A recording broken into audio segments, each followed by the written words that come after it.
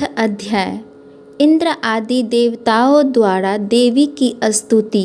सिद्धि की इच्छा रखने वाला पुरुष जिनकी सेवा करते हैं तथा देवता जिन्हें सब ओर से घेरे रहते हैं, उन जया नाम वाली दुर्गा देवी का ध्यान करे। उनके श्री अखंड की आभा काले मेघ के समान श्याम है। वे अपने कटाक्षों से शत्रु समूह को भय प्रदान करती है। उनके मस्तक पर आवर्त चंद्रमा की रेखा शोभा पाती है। वो अपने हाथ में शंख, चक्र, कृपाल और त्रिशूल धारण करती है। उनके 3 नेत्र हैं। वे सिंह के कांधे पर चढ़ी हुई है और अपने तेज से तीनों लोक को परिपूर्ण कर रही है। ऋषि कहते हैं, अत्यंत पराक्रमी दुरात्मा महिषासुर तथा उसकी दैत्य सेना के देवी के हाथ से मारे जाने पर इंद्र आदि देवता प्रणाम के लिए गर्दन तथा कंधे झुकाकर उन भगवती दुर्गा का उत्तम वचनों द्वारा स्तवन करने लगे। उस समय उनके सुंदर अखंड में अत्यंत हर्ष के कारण रोमांच हो आया। देवता बोले, संपूर्ण देवताओं की शक्ति का समुदाय ही जिनका स्वरूप है तथा जिन देवी ने अपनी शक्ति से संपूर्ण जगत को व्याप्त कर रखा है, समस्त देवताओं और महर्षियों की पूजनीय उन जगदम्बा को हम भक्ति पूर्वक नमस्कार करते हैं। वो हम लोगों का कल्याण करे। जिनके अनुपम प्रभाव और बल का वर्णन करने में भगवान शेषनाग, ब्रह्मा जी तथा महादेव जी भी समर्थ नहीं है, वो भगवती चंडिका का संपूर्ण जगत का पालन एवं अशुभ भय का नाश करने का विचार करे।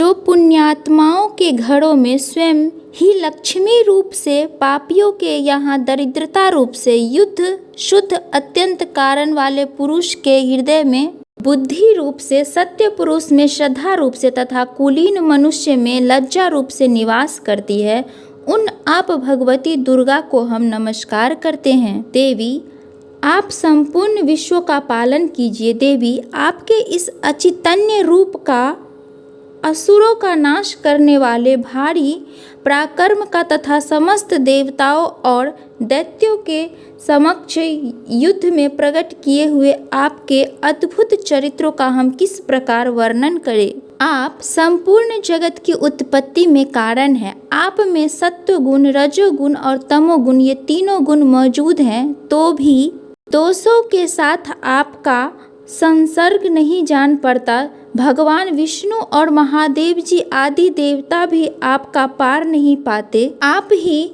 सबका आश्रय हैं। यह समस्त जगत आपका अंशभूत है, क्योंकि आप सबकी आदिभूत अव्याकृता परा प्राकृति हैं। देवी, संपूर्ण यज्ञों में जिसके उच्चारण से सब देवता तृप्त लाभ करते हैं, वह सोहा आप ही हैं। इसके अतिरिक्त आप पितरों की भी तृप्ति का कारण हैं। अतएव सब लोग आपको शोधा भी कहते हैं। देवी, जो मोक्ष की प्राप्ति का साधन है, चैतन्य महाव्रत स्वरूपा है, समस्त दोषों से रहित, जितेंद्रिय तत्व को ही सार वस्तु मानने वाले तथा मोक्ष की अभिलाषा रखने वाले मुनिजन जिसका अभ्यास करते हैं, वो भगवती परा विद्या आप ही हैं। आप सत्य स्वरूपा है, अत्यंत निर्मल ऋग्वेद, यजुर्वेद तथा उद्गीत के मनोहर पदों के पाठ से युक्त सामवेद का भी आधार आप ही हैं। आप देवी तीनों वेद और भगवती 6 ऐश्वर्य से युक्त हैं। इस विश्व की उत्पत्ति एवं पालन के लिए आप ही वार्ता, खेती एवं आजीविका के रूप में प्रकट हुई हैं। आप संपूर्ण जगत की घोर पीड़ा का नाश करने वाली हैं। देवी, जिससे समस्त शस्त्रों के सार का ज्ञान होता है, वो मेघा शक्ति आप ही हैं। दुर्गम भवसागर से पार उतारने वाली नौका रूप दुर्गा देवी भी आप ही हैं। आपकी कहीं भी आसक्ति नहीं है। कटेव के शत्रु भगवान विष्णु के वक्ष स्थल में एकमात्र निवास करने वाली भगवती लक्ष्मी तथा भगवान चंद्रशेखर द्वारा सम्मानित गौरी देवी भी आप ही हैं। आपका मुख मंद मुस्कान से सुशोभित, निर्मल, पूर्ण, चंद्रमा के बिंब का अनुकरण करने वाला और उत्तम स्वर्ण की मनोहर कांति से कामनीय है। तो भी उसे देखकर महिषासुर को क्रोध हुआ और सहसा उसने उस पर प्रहार कर दिया। यह बड़े आश्चर्य की बात है देवी। वही मुख जब क्रोध से युक्त होने पर उदय काल के चंद्रमा की भांति लाल और तनी हुई भौं के कारण विकराल हो उठा, तब उसे देखकर जो महिषासुर के प्राण तुरंत नहीं निकल गए, यह उससे भी बढ़कर आश्चर्य की बात है। क्योंकि क्रोध में भरे हुए यमराज को देखकर भला कौन जीवित रह सकता है। देवी, आप प्रसन्न हो।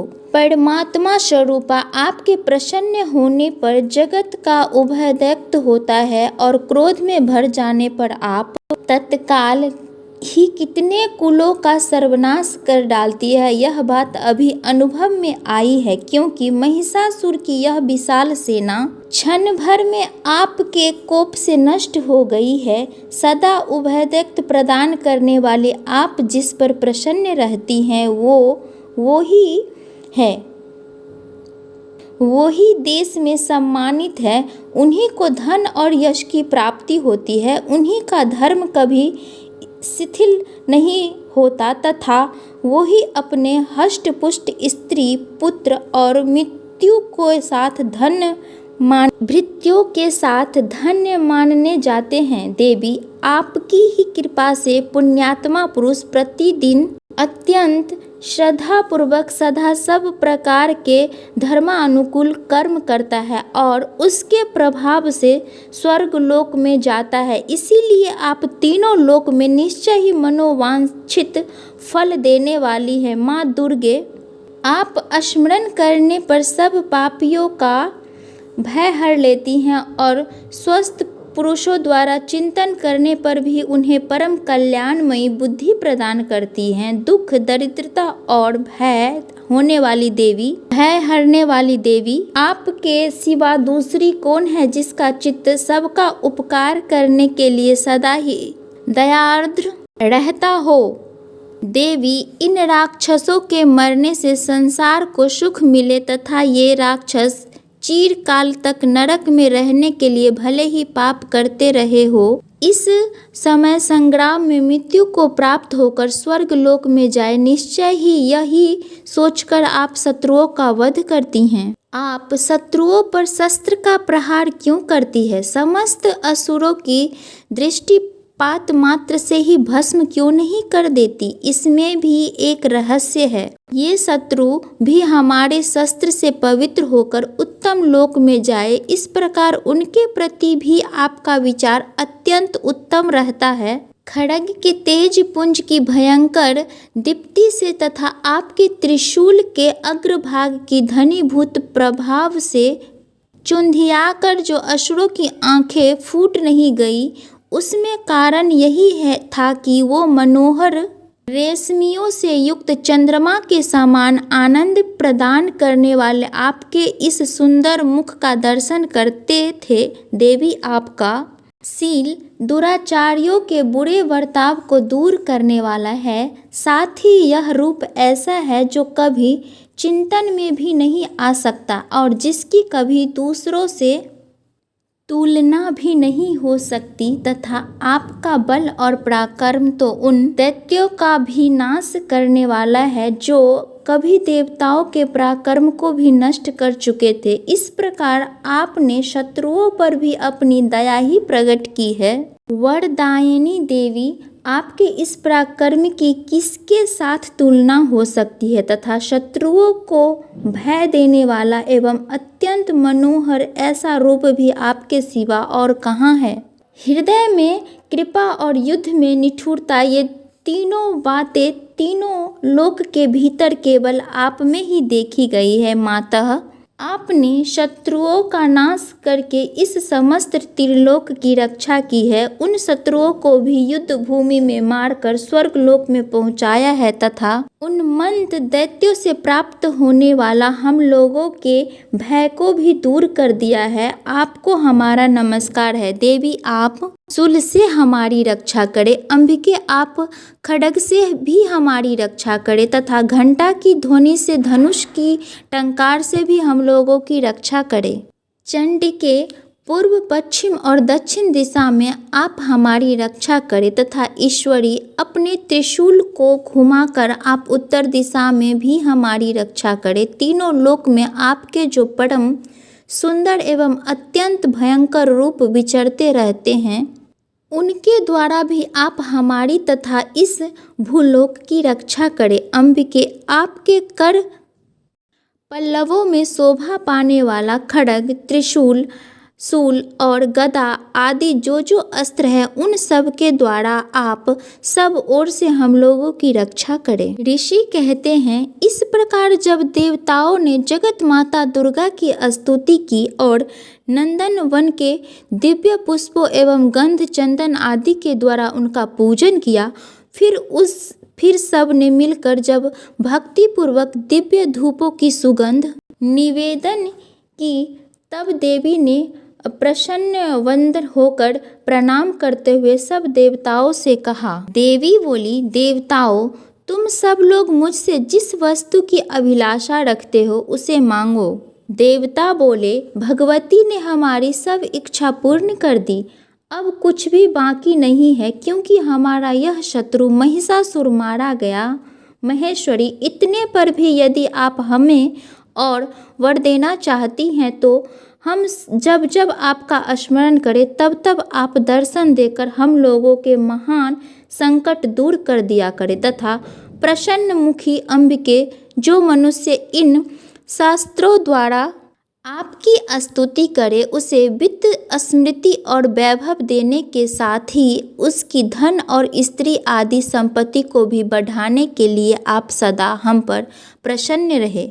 ऋषि कहते हैं, राजन, देवताओं ने जब अपने तथा जगत के कल्याण के लिए भद्रकाली देवी को इस प्रकार प्रसन्न किया, तब वो तथास्तु कहकर वहीं अंतर्ध्यान हो गई। भूपाल, इस प्रकार पूर्व काल में तीनों लोक को हित चाहने वाली देवी जिस प्रकार देवताओं के शरीर से प्रकट हुई थी, वो सब कथा मैंने कह सुनाई। अब पुनः देवताओं को उपकार करने वाले वो देवी दुष्ट दैत्य तथा शुभ निशुभ वध करने एवं सब लोगों की रक्षा करने के लिए गौरी देवी के शरीर से जिस प्रकार प्रकट हुई थी, वो सब प्रसन्न मेरे मुख से सुनो। मैं उसका तुमसे यथार्थवत वर्णन करता हूँ।